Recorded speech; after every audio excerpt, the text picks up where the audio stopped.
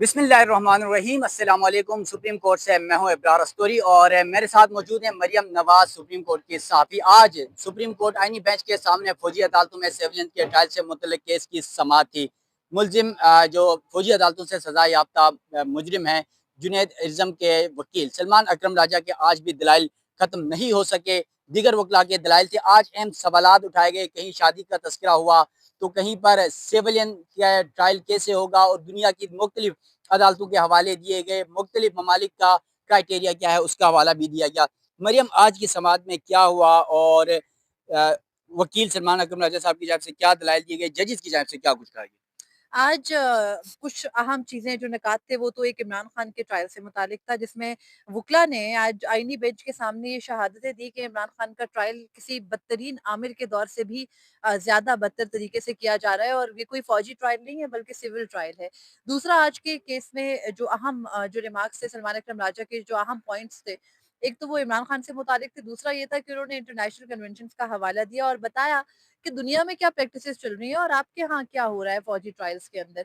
फिर उन्होंने ये भी बताया कि आज सिविलियंस की फौजी अदालतों में केस की जो ये समाअत थी, इसके अंदर एक चीज़ ये वाज़ेह हुई कि जो जस्टिस जमाल मंदोखेल हैं, अगर कहीं उनको कन्फ्यूजन थी ना कि आर्मी एक्ट की वो शिक्कें बरकरार रह सकती हैं या नहीं रह सकती, आर्मी एक्ट की उन शिकों जिनके तहत कभी भी सिविलियंस के फौजी तहवील में ले जाने का कोई इम्कान है और या अगर वो बरकरार रहे तो आइंदा भी रहेगा, जिनको सुप्रीम कोर्ट के 5 रुकनी बेंच ने 23 अक्टूबर 2023 को कलअदम करार दे दिया था, उनसे मुतालिक जैसे जमाल मंदोखेल का ये ज़हन वाज़ेह हो गया कि वो नहीं समझते कि वो शिक्के किसी भी तरह से हमारे आइन और कानून के मुताबिक हैं।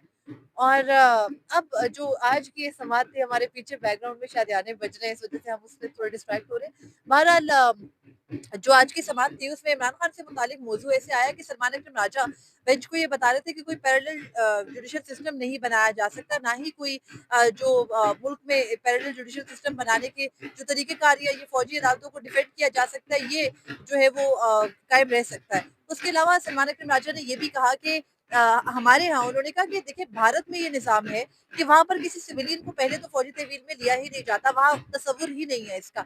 लेकिन जो फौजियों का भी मिलिट्री ट्रायल किया जाता है, उसके ऊपर अगर वो कर्नल भी करता है तो उसके ऊपर एक बाकायदा ट्रिब्यूनल है वो बैठा होता है, जिसमें रिटायर्ड सुप्रीम कोर्ट का जज होता है, जो पूरे के पूरे ट्रायल की निगरानी कर रहा होता है और उसके अंदर कोई इम्कान नहीं पैदा हो सकता कि वो कोई थोड़ी-सी भी ऊँच-नीच करे, बल्कि वो ओपन ट्रायल होता है, वो कोई बंद कमरे में हमारी तरह का ट्रायल नहीं होता। फिर सलमान अकरम राजा ने कहा कि दूसरा, बर्तानिया के अंदर ये ट्रायल होता है और बर्तानिया में ये हालात हैं कि वहाँ पर जो ये ट्रायल है वो इस तरह से होता है कि बर्तानिया में एक बाकायदा जज एडवोकेट जनरल अपॉइंट करता है, वो कमीशन जो कि जज लगाता है बर्तानिया में, जैसे हमारे यहाँ जुडिशल कमीशन है। और उसके अलावा उन्होंने ये भी बताया कि जो ये तमाम जो मुकदमात हैं, इनका जो पाकिस्तान में सिविलियंस के फौजी अदालतों में ट्रायल हुए, जैसे कि 9 और 10 मई के वाकयात में थे, उनके हालात कुछ ये थे कि ना 2 साल से किसी सिविलियन को फौजी अदालतों में जो ट्रायल हो रहा था उसमें कोई एक कागज ले जाने की इजाजत थी, ना हमें पता चलता था कि अंदर ट्रायल किस तरह से हो रहे हैं। बंद कमरे में बैठकर ट्रायल कर दिए गए। जो जज एडवोकेट जनरल लगाया गया, वो जज एडवोकेट जनरल भी जो है वो किसी और ही तरीके से लगाया गया, वो ना जज होता है ना कुछ। हमारे यहाँ 2 मेजर और 1 कर्नल बैठकर फैसला करते हैं और फैसले की वजूहात भी उनसे ऊपर का एक अफसर देता है, वो खुद नहीं देते। तो ये बात हो रही थी, तो जब उन्होंने कहा ना कागज भी ले जाने नहीं दिया जाता, तो एतजाज हसन अपनी नशिस्त से उठे, उन्होंने कहा कि मुझे ना इससे एफबीएली केस याद आ गया, मैं उसमें वकील था। तो उस केस के अंदर वो कहते हैं अटक किले में वो केस हो रहा था और अटक किले में ना हमें एक कागज भी अंदर नहीं ले जाने दिया जाता था, हमारी बॉडी सर्च होती और थी। उस वक्त मेजर जनरल कौन थे? जियाउल हक साहब। जी, जी, उस वक़्त मेजर जनरल जो थे वो ज़ियाउल हक थे और ज़ियाउल हक की निगरानी में उन्होंने कहा कि वो केस चल रहा था, तो जस्टिस मुशर्रत अली ने कहा कि तब तो अमरीयत थी ना, तब तो मार्शल लॉ था। तो उन्होंने कहा कि हाँ, बिल्कुल उस वक़्त मार्शल लॉ था और martial law administrator Zulfikar Ali Bhutto थे और ये ट्रायल एफबीएली का चल रहा था। तो उन्होंने कहा कि तब भी ये होता था कि हम अगर बाहर आते थे तो हमें बाकायदा चेक किया जाता था, एतजाज़ हसन कहते हैं, और अटक किले में एक कागज़ भी ले जाने की इजाज़त नहीं थी। तो सलमान अकरम राजा ने कहा कि सर, आज अडयाला में इमरान खान का मिलिट्री ट्रायल तो नहीं हो रहा, लेकिन यहाँ पर भी यही होता है कि हमें एक कागज़ भी ले जाने की इजाज़त नहीं है, हमारी चेकिंग की जाती है। तो मुसर्रत लाली कहती हैं कि ऐसा क्या था? ऐसा क्या होता है कि वो आपकी जो है वो इस तरह से बॉडी सर्च आपकी करते हैं? तो सलमान अकरम राजा ने कहा कि शायद उनको खौफ होता है कि मैं अपनी टाई में कुछ छुपा के ना ले जाऊँ। फिर उज़ैर बिंडारी अपनी नशिस्त से खड़े हुए, उन्होंने कहा कि मैं तो अगर अडयाला जेल में जाता हूँ तो वो जेब से टिश्यू भी निकाल लेते हैं कि कहीं टिश्यू पे कुछ ना हो। और फिर उन्होंने जो हफीज़ुल्लाह न्याज़ी है, इमरान खान के बहनोई हैं और हसन न्याज़ी के वालिद हैं, वो अपनी निशस्त से खड़े, उन्होंने कहा ये तो वुकला है इमरान खान के, मेरा तो इमरान खान से कोई ताल्लुक नहीं है, मैं अपने बेटे से मिलने चाहता हूँ, तो मेरा भी उनके केसेस से ताल्लुक नहीं है, तो जब मैं जाता हूँ तो मुझे भी इस तरीके से चेक किया जाता है कि मैं कोई चीज़ ना ले जाऊँ, हालाँकि कोई ऐसा ऐसा ये चीज़ है नहीं। तो जजेस ना इस बात पर के मतलब आपस में वो हँसने लग गए और जस्टिस अमीनुद्दीन खान की कोशिश थी कि आप केस तक ही महदूद रहें, सलमान अकबर राजा साहब आप दलाइल दें, ये ना करें, वो ना करें। फिर उन्होंने बाकायदा जो जस्टिस मुसर्रत हिलाली हैं, उनको भी रोका कि आप ये इस किस्म के सवालात ना करें। तो उसके बाद ये मुकदमा आगे बढ़ा और आगे भी बढ़ा तो जस्टिस मुसर्रत हिलाली ने एक और सवाल पूछ लिया। वो बेसिकली शुरू हुआ जस्टिस हसरत रिजवी ने कहा कि क्या कोई बरियत की अपील हो सकती है फौजी अदालतों से? तो सलमान अकरम राजा ने कहा कि सर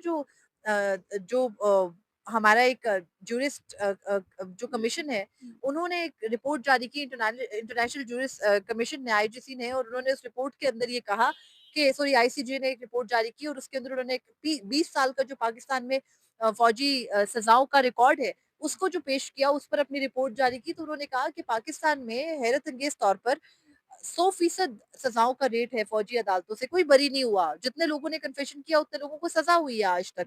तो हफीज़ुल्लाह नियाज़ी ने कहा कि सर हमें ये कहा जाता है, मैं इससे गुज़रा हूँ, मेरे बेटे को ये कहा गया कि आप कन्फेशन कर लो, आप फौजी तहवील में एतराफ़ जुर्म कर लो तो हम आपको छोड़ देंगे और अगर आप एतराफ़ जुर्म नहीं करोगे तो हम आपको नहीं छोड़ेंगे। और उसके बाद जो सलमान अकरम राजा उन्होंने कहा कि सर जिस अदालत में ज़मानत का तसव्वुर नहीं है, जिस अदालत में बरियत का तसव्वुर नहीं है, वहाँ पर हम बरियत की दरख्वास्त देंगे और वहाँ पर कन्फेशन हर सूरत कराया जाता है। उन्होंने कहा अरज़म जुनैद के केस में भी यही हुआ था। 2 मेजर, 1 कर्नल उन्होंने बैठकर ट्रायल किया जिस तरह से किया गया। उन्होंने कहा मैंने आपके सामने पूरी तफ़सील पहले बताई है। और उसके बाद फिर जस्टिस मुसर्रत हिलाली ने कहा कि जो अटॉर्नी जनरल हैं उन्होंने कहा कि जस्टिस बंदयाल का तो एक ऑर्डर नहीं था जिसमें कहा गया था कि मिलिट्री कोर्ट से तफसीली फैसले जारी होंगे। तो उस पर उन्होंने कहा कि उज़ैर बिंडारी ने कहा कि इस पे अटॉर्नी जनरल ने खड़े होकर अदालत के सामने ये यकीन दहानी कराई थी कि तफसीली फैसले जारी किए जाएँगे लेकिन नहीं किए गए। बहरहाल अदालत के अंदर ना आज कुछ वो वज़ारत दिफा के एज़ यूजुअल कुछ नुमाइंदे बैठे होते हैं, वो आकर additional attorney general Aamir Rahman के कानों में बताते जा रहे थे, लुत्फ़ दे रहे थे और एडिशनल अटॉर्नी जनरल कोशिश कर रहे थे डिफेंड करने की, तो उन्होंने फिर कहा कि मैं इन सारी चीज़ों पर रिबटल दूँगा, जवाब दूँगा और जवाब में बताऊँगा कि हमने यकीन दहानी कराई थी तो उस पर क्या हुआ, क्या नहीं हुआ।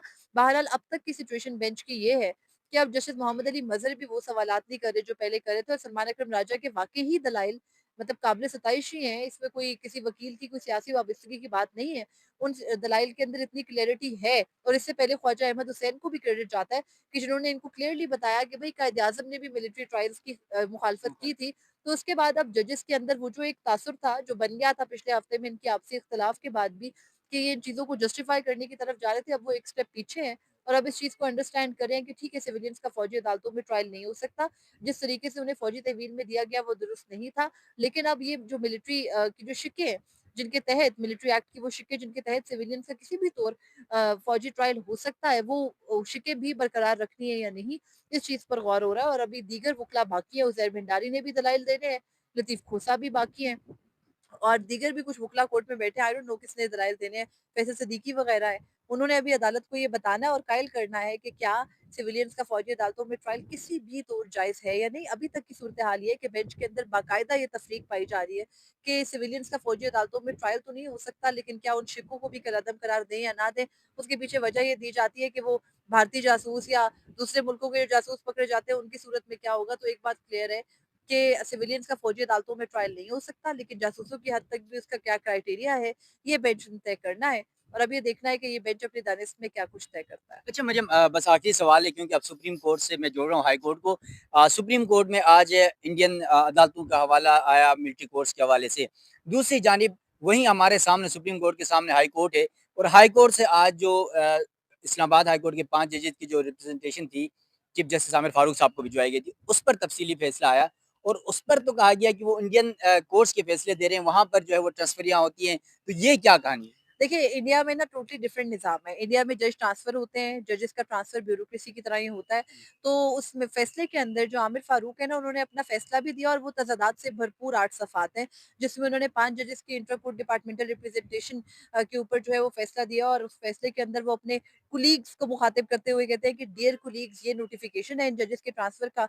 इनकी अपॉइंटमेंट की डेट जो है वो जस्टिस सरफराज डोगर की हाई कोर्ट में जून 2015 है। जो जस्टिस सुमरो हैं, खादिम हुसैन, उनकी जो अपॉइंटमेंट है वो 2023 की है, अप्रैल 2023 की और जो जस्टिस मोहम्मद आसिफ हैं, उनकी अपॉइंटमेंट 20 जनवरी 2025 की है और उन्होंने ऑलरेडी हल्फ उठाया हुआ है। इस वजह से उनको दोबारा हल्फ उठाने की ज़रूरत नहीं है और वजह वो ये देते हैं कि देखिए भारत का भी कानून तो मुख्तलिफ है, लेकिन भारत में भी तो जज ट्रांसफ़र होते हैं। तो भई जब कानून ही मुख्तलिफ है, उसका टच टोन ही डिफरेंट है, तो आप इतनी नाइव किस्म की अप्रोच उस पर कैसे अपना सकते हैं? फिर दूसरा वो हवाला देते हैं जस्टिस फ़ारूक इरफ़ान के केस का, जो जस्टिस मज़ाहिर नकवी और जस्टिस फ़ारूक इरफ़ान की अपॉइंटमेंट एक साथ हुई थी, लेकिन जस्टिस फ़ारूक इरफ़ान मुल्क से बाहर थे, हल्फ नहीं ले सके थे। उन्होंने सुप्रीम कोर्ट में दरख्वास्त दायर की थी इंटर कोर्ट डिपार्टमेंटल रिप्रेजेंटेशन के बाद। तो फिर उन्होंने जब दरख्वास्त सुप्रीम कोर्ट में की थी, तो सुप्रीम कोर्ट ने ये कहा था कि जज का जिस दिन से वो हल्फ उठाएगा, उस दिन से उसकी सीनियरिटी का तयन होगा। बेशक जस्टिस फ़ारूक इरफ़ान ने बाद में किया, लेकिन वो जस्टिस मज़ाहिर नकवी से जूनियर फिर तसव्वुर हुए थे। तो ये वो केस चला था, तो इसका भी हवाला देते हुए वो कहते हैं कि इसमें तो सुप्रीम कोर्ट ने भी कह दिया, तो यही तो वो जजेस प्ली ले रहे हैं और सबसे बड़ी आप जैसे आमिर फारूक की इसके अंदर दोगलापन देखें, मैं तो इसके अलावा कुछ भी नहीं कहूँगी कि उन्होंने जो हल्फ था ना, जो थर्ड शेड्यूल में आईने पाकिस्तान में हल्फ दर्ज है, उस हल्फ को भी रिप्रोड्यूस करके जिसके अंदर ये लिखा है कि मैं इस सूबे के अंदर सर्व करूँगा, लिख के कहा कि ठीक है ये हल्फ तो है लेकिन आर्टिकल 200 तो खामोश है ना। आर्टिकल 200 ये तो नहीं कहता कि जब कोई जज ट्रांसफर होके जाएगा तो उसने हल्फ उठाना है। तो भई जिस चीज़ पे खामोशी है उस पर आप इस तरीके की तशरीह कैसे कर सकते हैं? वो भी एक ऐसे टाइम पे जब आपके सामने हल्फ है और वो क्लियर है। और दूसरी इसमें अहम चीज़ ये है कि अभी सुप्रीम कोर्ट में नहीं आए आमिर फारूक साहब।